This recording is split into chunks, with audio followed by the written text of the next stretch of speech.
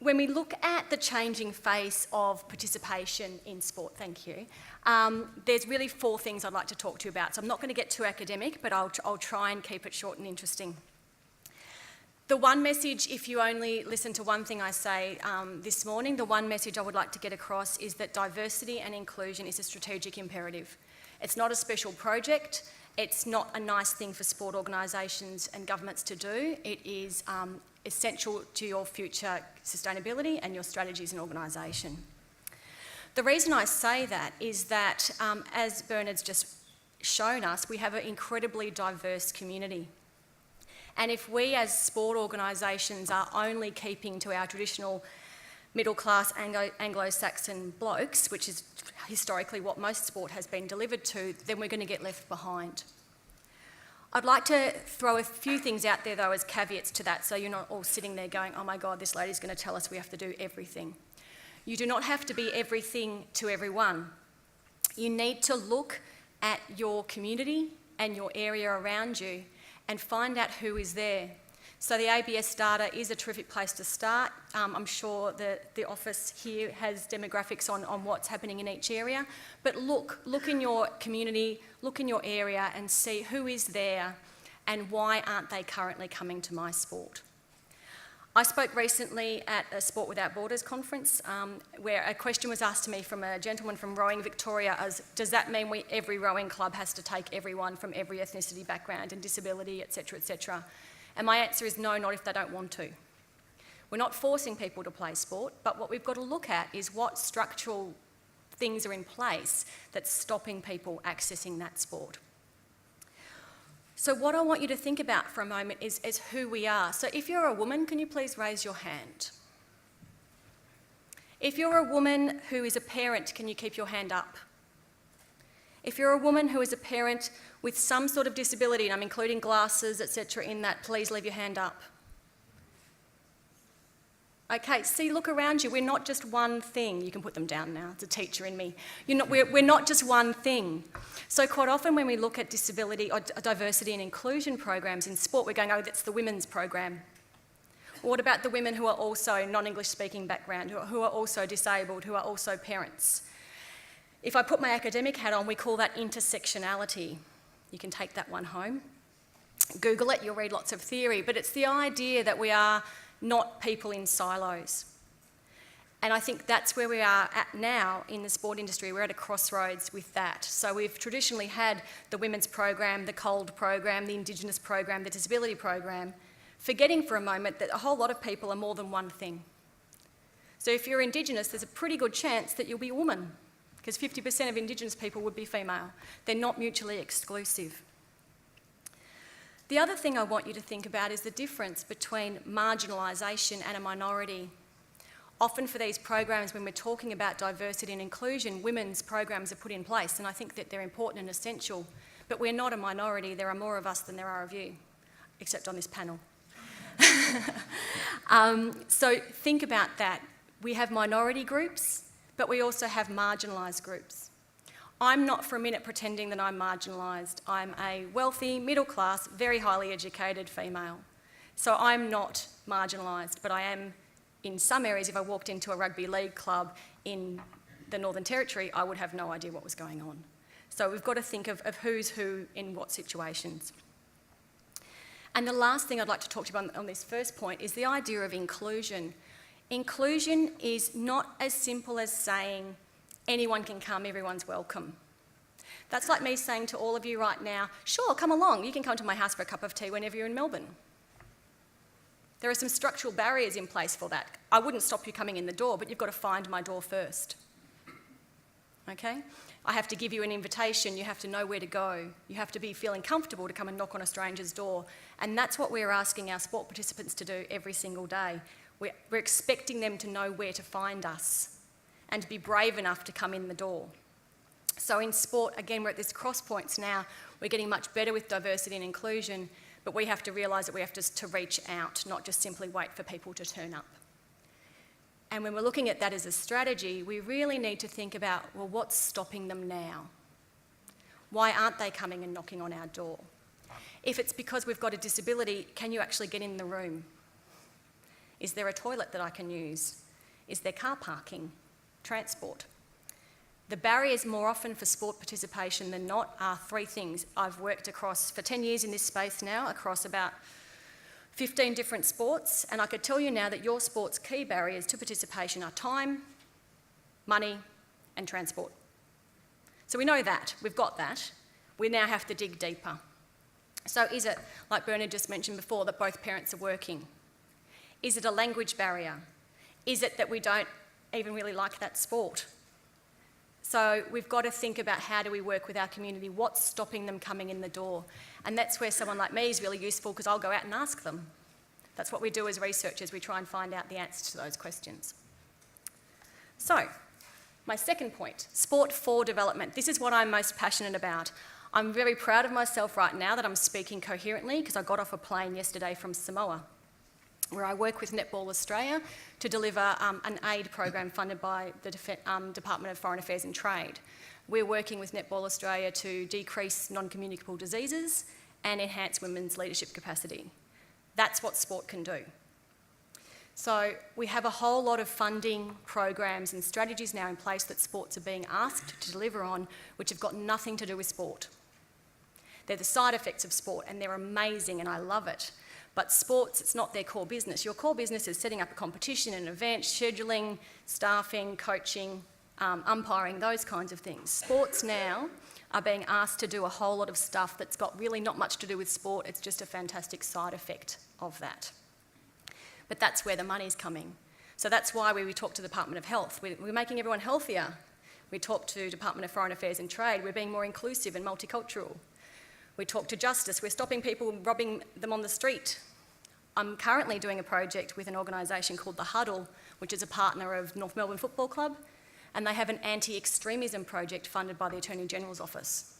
So we're going into the commission flats. We have a lot of Horn of Africa refugees, and we're teaching them how to play sport, to bring them into the community so they're less socially isolated, they're less likely to be that 14-year-old boy that went and blew himself up. Sport can do that, but sports aren't capable yet of really doing it. So we need to work with sports to help them achieve and realise those outcomes. There's some really nice examples of the ways that sport are working in different communities. So in Victoria we have Vic Health, our health promotion organisation, and they've worked with sport to be more socially inclusive with women, culturally and linguistically diverse communities, Indigenous communities and disability. We have DFAT funding about 9 sports across Australia now, I think swimming is actually one of them, in the Pacific that goes out and achieves developmental aims. I worked with Cricket Australia a couple of weeks ago. They've made female participation, in its most broad sense, its #1 strategy to deliver on in the next 12 months. So sports are starting to get their head around this is not just a nice thing to do, it's incredibly important. What we don't have yet though is some bigger macro issues, so things like legislation. So Rebecca mentioned this morning that the US context we see a lot better equality of men and females participation at college sport. That's because they have a lovely thing called Title IX. And that's an education piece of legislation, and you cannot have a men's sport program in the US in education if you don't also have a female one. That's purely and simply it. So you cannot have a wrestling program in your college if you don't have it for both genders, for example. That's legislation. We currently don't have that here in Australia, mandating those kinds of things. All right. This third one is, I think, where a lot of sports are really grappling with at the moment, and this is in my N=1 case study of experience. We're seeing this really different shift and this idea of we have sport participation, we have sport consumers, and we have sport members. And traditionally, and for a very long time, we've talked about sport members. So you become a member of your club is a member of its association, your association is a member of its state body, and your state body is a member of its national body. And there's a whole lot of gaming that can go around that. Apologies to the NSOs on the table and the SSAs sitting out there, where the RSSAs don't tell you how many you've got because you'll get to give too much money away, and the NSOs want to count anyone that's walked near their sport because it gets more funding from federal government. We're moving away from that federated model. One, because no one really likes it. It sets it up so that the states and the feds are fighting the whole time. But also, as a population, we're starting to see a whole lot more of pay to play. So I don't want to join up for my association, I just want to go and have a play of whatever sport my sport is. Whereas being sport consumers, I'm going to buy my sport, or the mass participation, sport participation, recreation, active living, those kinds of things are really hitting the fore. And sport organisations are really grappling to get their head around how do we count those people. And swimming's the perfect example. I swim all the time, you don't count me. Sorry. You write your name down. I'll write my name down. Those sports like cycling and swimming and running, where we see hundreds of people doing open water swims and thousands of people doing fun runs, but we can't count them. How do we collect them?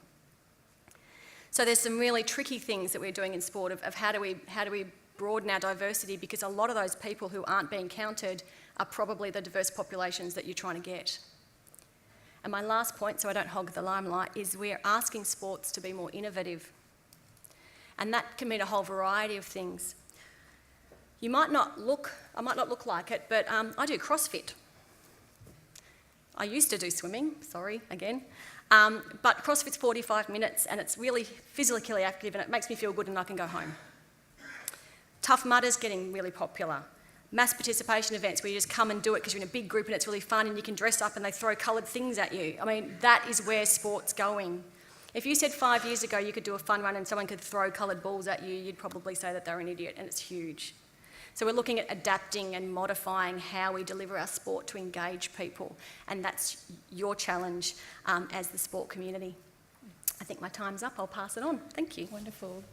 Look, great lead-in from Emma to my session, and I'm not going to bore you either with PowerPoints and or our strategic plan, but I did want to just put this up in that the strategic plan for Swimming Australia is absolutely leading and driving our innovation and how we're approaching it. And if we look at our three key pillars, our elite performance, which has kind of been our bread and butter over many years, and as we say, the shop front of our organisation.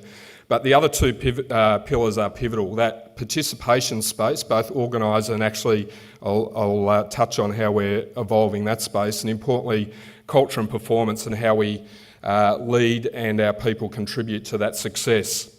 So I was asked to speak on two key elements, women in leadership and product diversity, and I'm only going to take 15 minutes, so it's going to be very much a top-line view of both of those topics. But I just wanted to give you a context of where we're currently sitting from a leadership perspective and gender diversity. And of our 9 current directors, 2 of our current directors are females. Absolute guns, Chloe Flutter, who's a principal at Boston Consulting Group, and Nicole Livingston, who's on a number of boards and Olympian and certainly a media personality as well. We're just actually going through that process of a board-appointed director, and it comes back to what I think is a great initiative from the Sports Commission around enforcing and ensuring that NSOs do drive change and creating that target of 40%, and it's very much assisted us in terms of leading that change. But not only from a director perspective, but from a CEO perspective and the executive leadership group, one of my current 4 direct reports is a female, Melissa Backhouse in the community space, and just actually yesterday announced that our new GM of Culture and Performance is also a female, Laura Johnson. So very much we are focused on increasing gender diversity in those leadership roles within the sport.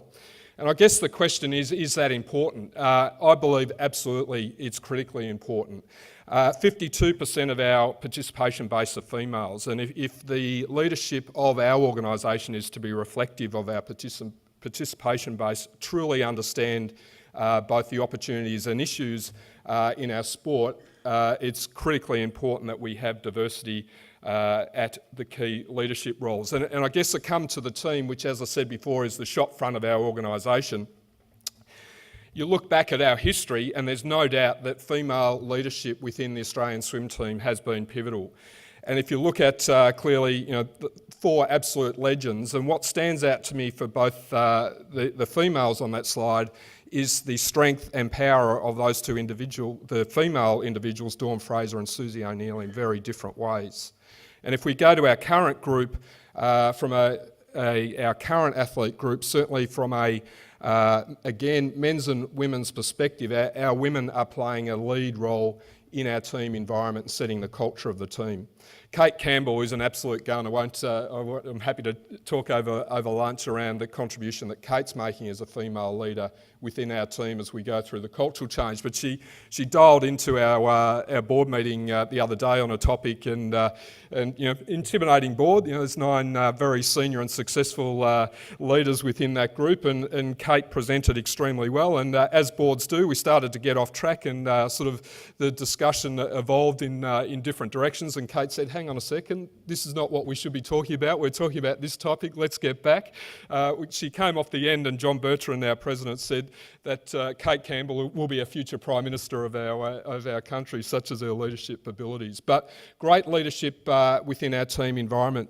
But importantly, I guess from a gender diversity, is it important for organisations, and is it important for sports? We've been doing a lot of work with Liz Broderick, who many of you will know is the chairs and heads up the sexual discrimination. And she's been working with us in a variety of areas, because we've had a couple of issues in our sport that we really wanted to get expert advice. But she's doing amazing work also with the armed forces. And you give her a call or you drop her an email, and she's over in Afghanistan flying on a Black Hawk or something and working with the leadership of our armed services. But her key thing is, and which I fully agree, is if you're building capability and you're building high performance environments, why would you ignore 50% of your audience? And absolutely right. But if you look at it and you take a hard, cold commercial lens on that topic as well, the facts state, and there's just 2 examples here, but there's many studies that prove it, that companies with gender diverse boards performed, in this example, 7% better than those that didn't have gender representation. And a recent one that was actually in The Age last week, which was a return on equity from a utilities and power index, showed that, you can see the stats, 8.5% globally for 20 companies that were gender adverse, and the ROI was 7% for those that isn't. So from our perspective in the world of sport, and looking at a high performance perspective, gender diversity is about creating high performance environments. It's about creating capability and capacity. Which leads me to, I guess, the last slide on this topic. And there's actually a full-page article in today's Financial Review around the Elite Sport Male for Change. And it's an initiative that Liz has been driving with corporate organisations for a number of years, but has just started this group that Brendan Gale, who's speaking this afternoon, has been playing a lead role. 13 CEOs across elite sports. And those 3 are just 3 of the objectives that this group is looking to drive across sport. And we had the debate, we've only had 2 meetings, but we had the debate at our meeting at Tennis Australia just last week around, should it just be about leadership? And there was a lot of discussion and debate around that area. But absolutely, and we all agreed, Liz was saying, if we get this right, and this is a key for this room, if we get gender diversity right at the senior levels of the organisation, everything else will flow, which is something that we're certainly leading from.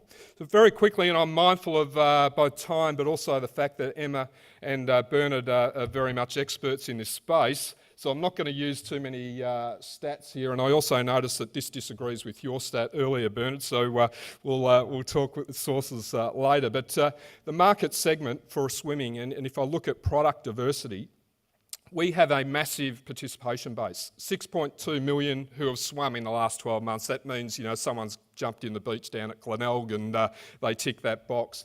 But 2.4 million that are swimming for health and fitness reasons, and 1.2 in the learn to swim environment. If you look at the rates, and this is the stats that we've been using, but walking comes in first, swimming second, bushwalking, etc. And again, without drilling into the details, you can see a massive opportunity there. This is our club network. So 1,053 swimming clubs, 77,000 members, and a reach of about 275,000. You don't need to be a CEO of a sport organisation or particularly bright to see that there's a massive opportunity and a massive gap there, which reinforces both Emma and Bernard's points there around the opportunity, a massive opportunity to diversify our product.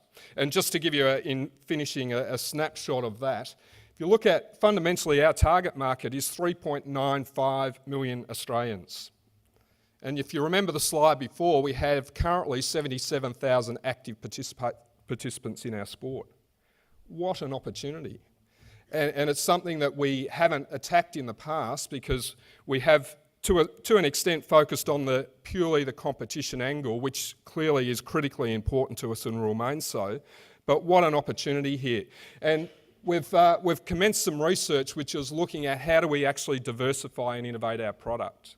And it very much comes down to product diversity, but understanding actually what are the key drivers of that change and how will we be successful in driving that change.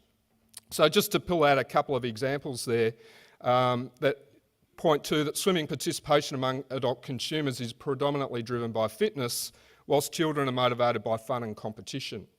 If you look at some of the stats here, and I'm just going to show you a couple of slides here, you can see in the fitness on the left-hand column there's three bars, adult general population in the white, in orange is Swimming Australia membership and the black is children. You can see that fitness scores very highly for adults. If you look at the fun and enjoyment perspective, 22% of kids are involved in the sport for fun and enjoyment reasons. The swimming experience is if you're any good at swimming, we take you out of a learn to swim environment, we drop you in a highly structured competitive sport environment and you show up, or your parents show up importantly with you at 5 a.m. in the morning, we drop you in the pool and you've got to do that 5 or 6 times a week. And if you're not prepared to do that, unfortunately we can't accommodate you. So from a sport where you go back and look at that funnel, we've got all of that audience that's interested in our sport, and you drill that down to 77,000 active competitive participants. What an opportunity, but clearly the only way we're going to change that is to innovate. And in closing, if you look at the two bars at the either end, not interested in competition, 35% of kids are not interested in competition, and at the other far end, I've other sports that I want to focus on. Again, major risk, but also major opportunity for us if we get it right. And just in closing, so where are we taking that from coming back to it's about strategic imperatives, and to very much reinforce Rebecca's point from where she opened, this is not about an either or. This is not about participation or elite. For us, this is about a plus. Our elite are absolutely critically important to us. They're the shop front of our sport. It's what we drive success off, and they will remain critically important. But if we're to have sustainable success as a sport, we've got to get the participation space right as well. And so we are looking at how do we, and research-driven, how do we create fun, mix of competition, but very much tapping into the key drivers and the key motivations for not only our kids but the parents to be involved. And if we get that right, we know we're going to be successful, and if we don't, it is innovate and die. We're not talking the next 5 years, we're talking potentially 50 years, but a pipeline of 77,000 competitive athletes, either stable or in decline, is not going to drive podium success for us in 2030.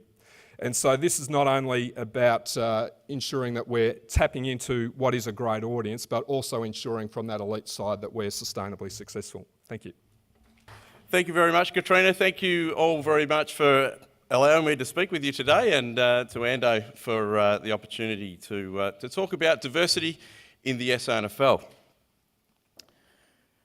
I started to have a think about what diversity meant to myself and the SANFL, and I come at it from a bit of a different viewpoint of it all having to be program-driven and target-based, and it's just essential.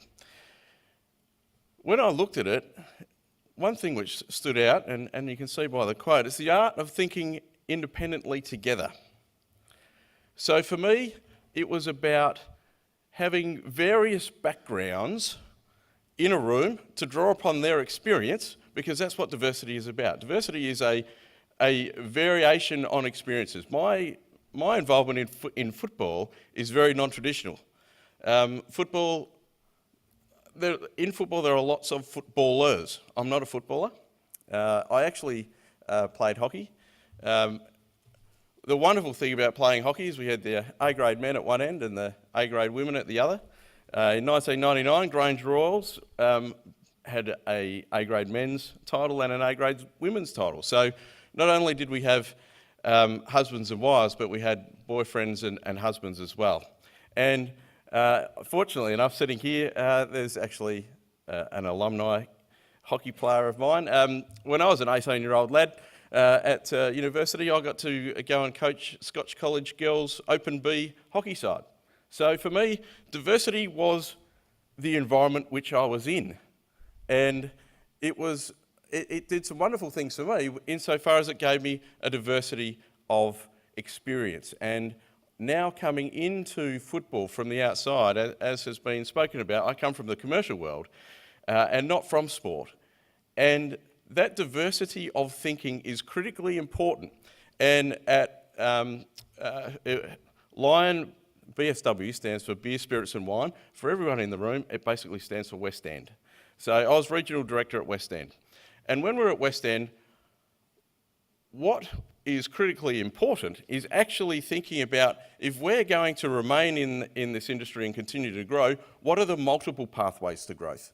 And that's a little bit about what I'm going to flash up here today, is the diversity programs which we have in place are our multiple pathways to growth, and they are the way in which we will ensure that diversity happens in our organisation. When people are involved in our sport in various programs, inevitably they become part of the SANFL. So it's been somewhat humbling to have the theoretical background put up there, because I don't come from that. I come from something of an experience base. However, that theoretical background has given me extraordinary insight to what it is that we need to do in the future. So just having a look, the SANFL, we aim to make football accessible to all South Australians. What are we doing? We are breaking down barriers to entry. Any barrier to entry or remaining in sport just makes life harder to remain. And when we have less barriers, we have more people play our game.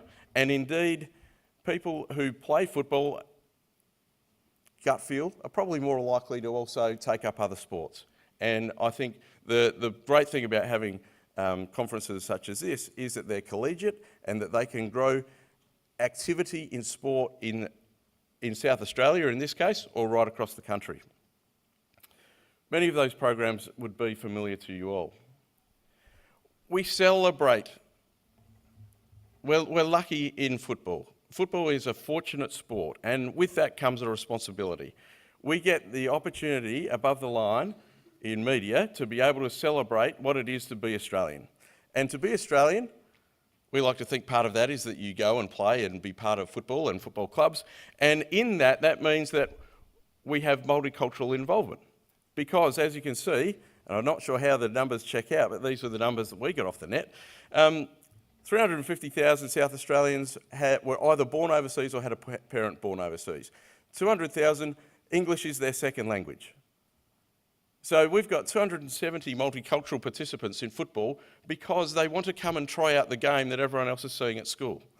But we don't want there to be a barrier for them to come and try. And they may be now 14 and 15 or 16, and they haven't been able to kick the footy around in the backyard since they were 3. And so it becomes somewhat intimidating to get involved. And we're trying to break that down.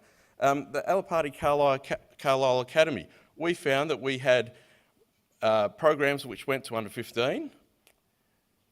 Then when you got to under 15, you needed to move into the traditional talent pathway on the way to becoming an AFL footballer.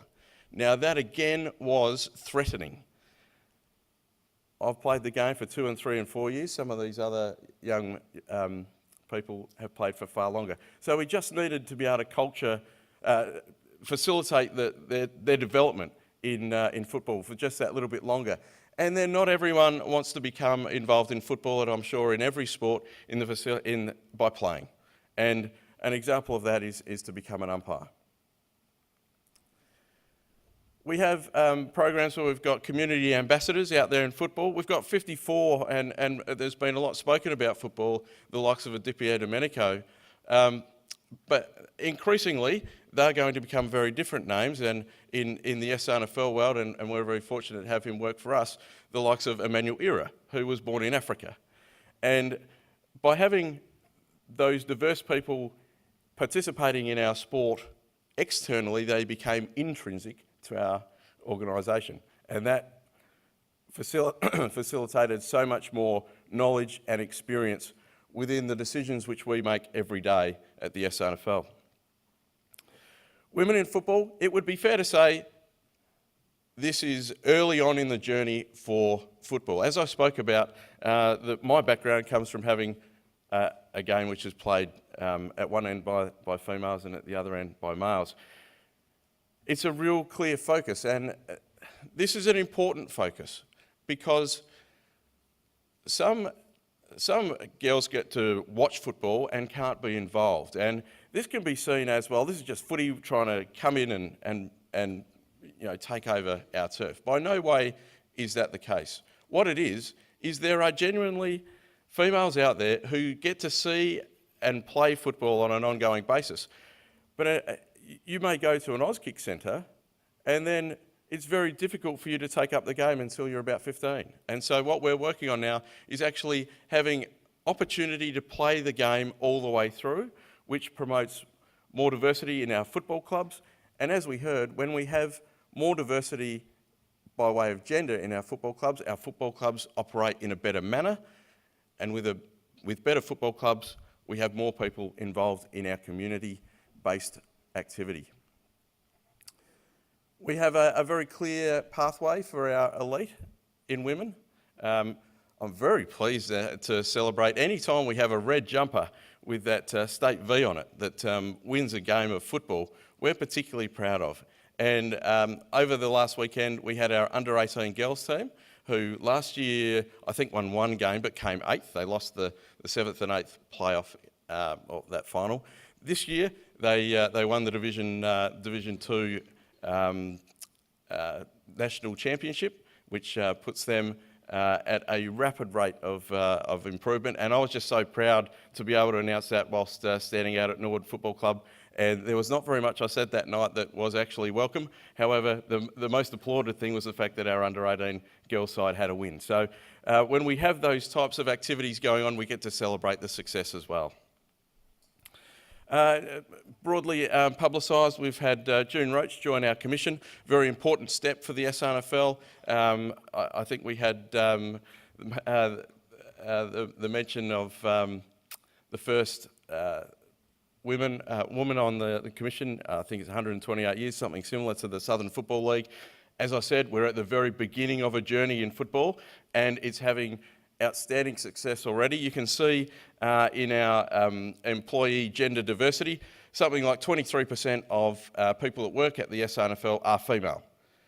Now, I didn't know that from the outside. I've been there 6 months. I didn't know that that was the type of gender diversity existed at SANFL, but that comes from the programs which we're running. Oh, the photo there. That's a photo of the reserves coach out at West Adelaide, where they actually have a women's team, and now we're working very hard with our SANFL clubs to ensure that there is a women's team in each of those environments. And of course, particularly important to the SANFL is the work which we do with our Indigenous community. And when we look at the APY Football League, APY Lands Cup, where we have some young Indigenous boys and girls come down to Adelaide to play footy on Adelaide Oval. I know, I wish I could do that. We've got a school attendance program, getting young people to go to school through football because it's an engaging way to turn up early. We're running coaching programs so that we can ensure that when SANFL is not there and present, that there's still quality outcomes. And we've run a talent combine because quite clearly there are some highly talented players up in that area. A success story of umpiring and including females into our umpiring fraternity. We had Eleni Gloufisis, who became the first female to umpire at state level, at a state league level, and she's gone on now. She's moved to Melbourne and is now an award. Well, she actually is the recipient of an AFL scholarship to become an AFL umpire, hopefully. Fingers crossed, that would just be a wonderful thing for Eleni to achieve. Another figure I didn't know from outside of football, 62 of our umpires are female in the game. So, as I said, something that not everyone gets to hear about the SANFL, but critical to our diversity in our participation. So what does it all mean? Well, it means that at the SANFL, and indeed in all of my past iterations in the commercial world, that broadening of experience base, whether it be an Indigenous person, a female person, people from different cultures, races, colours and creeds, they all have their own experiences. I have mine, which I get to use on a daily basis. And likewise, I get to draw on everyone else's experience in the organisation, and that only facilitates better decisions. And when we have better decisions, we get better outcomes. You probably know my views of this, but why are we putting this on? Essentially, we need as many smart people involved in sport as we can get. So all of these are really just about trying to increase our awareness of what is happening in the changing face of sport. I think we're all pretty much aware that sport is essentially fun. It's why we all got involved in it. Somewhere along the line, and Bernard, you might be able to give us the date, but it really became business for a lot of sports. And walking that fine line between the fun business end is quite difficult for a number of the sports. When it was just sport, it was very much about giving. It was a giving environment, welcoming kids into clubs, welcoming new people into clubs, and having almost a family community environment within those clubs. As it migrates towards the business end, there are a lot of extra pressures put on the sport. Why is it business? There's increasing demand for facility improvements and new facilities. There's increasing legislation. We have a bit of a concerning trend where sports that are essentially not professional sports are paying players. That pushes the cost down to the kids who are the participants, and we end up with a bottom-up funded sports structure. So what we need in those sorts of circumstances is we need someone who can tackle the increasing cost and complexity of sport. It means that we need to be able to innovate. It means that be able to reflect the sorts of people who are interested in our product that we have now, maybe interested in products that we could develop. The power of sport has always been that it's a connector. And what we're asking, I guess now of sports is, can it help solve a whole lot of problems that were not essentially sport problems? And I think that comes back to what you said before about the demands that we're placing on it. But not every sport in this room is necessarily focused on growing, and nor should it be. In essence, it's about really how do we service those people who want to benefit from our sport. So let's not lose sight of the fact that this isn't just about growth. Capacity building isn't just about growth. It's about increasing our knowledge, increasing our diversity, and increasing our ability to service those people. So I guess what we're hoping for you to get out of today is some ideas about, make you think a little bit more about what your sport has to offer. Could it be taken in some new directions? Who is currently interested, but who are you not tapping into that could be interested? And then using that problem solving to tap into the areas where you can actually maximise opportunities. Those opportunities range from getting more females on the boards, and a lot of you know last week we almost did the matchmaking service where we had a number of sports and a number of female professionals come together. From that, we'll create the database and hopefully bring those two groups together. It's about learning from sports who've taken a different angle to it. How have they engaged the community? How have they developed new products like the T20, for example, that we'll hear about? So this is one of a range of things that we'll put on. We're hoping that you'll use those connections and share them a little bit. And as I said before, I'm delighted to be able to participate with the quality of the people that we have in the room. Thank you.